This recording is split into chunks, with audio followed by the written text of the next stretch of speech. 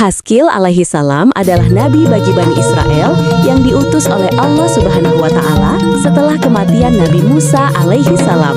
Beliau hidup kira-kira pada tahun 591 sebelum Masehi atau setelah Nabi Musa alaihi salam dan sebelum Nabi Daud alaihi salam.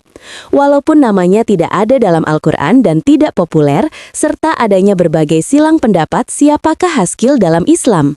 Kisahnya diabadikan dalam Al-Quran, yaitu dalam surah Al-Baqarah ayat 243.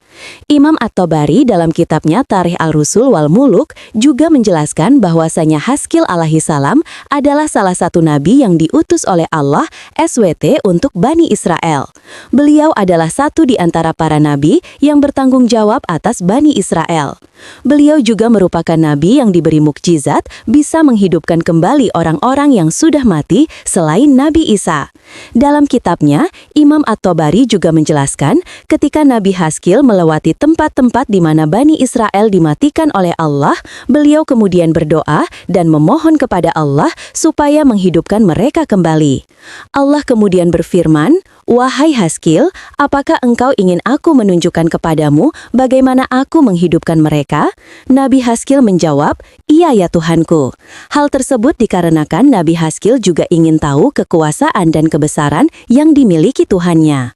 Dan sebagai gambaran bagi kita, ketika Allah kelak membangkitkan kita suatu saat nanti, Allah Subhanahu wa Ta'ala kemudian berfirman, "Bangkitlah dan kabarkan kepada mereka, sebab tulang belulang mereka kini sudah berserakan, burung-burung dan hewan pemangsa telah mencerai-beraikannya." Atas perintah dan kehendak Allah Subhanahu wa Ta'ala, Nabi Haskil alaihi salam kemudian menyeru mereka untuk pertama kalinya. Setelah itu Nabi Haskil alaihi salam kembali menyeru, "Wahai tulang belulang, Allah memerintahkanmu untuk dibalut daging."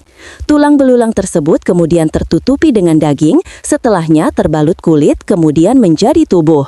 Dan untuk ketiga kalinya, Nabi Haskil alaihi salam kembali menyeru. Atas izin Allah Subhanahu wa Ta'ala, para arwah tersebut kembali ke tubuhnya masing-masing, mereka pun berdiri sempurna sebagaimana manusia, dan mereka benar-benar telah hidup kembali. Mereka semua kemudian memuji Allah Subhanahu wa Ta'ala, "Maha suci Engkau, tiada Tuhan selain Engkau." Kisah ini punya kemiripan dengan kisah Ashabul Kahfi, para pemuda yang tertidur ratusan tahun dan dibangkitkan kembali sebagai bukti kekuasaan Allah. Atau kisah Nabi Uzair yang mati selama 100 tahun, lalu dihidupkan kembali di hadapan keledainya yang telah menjadi tulang belulang.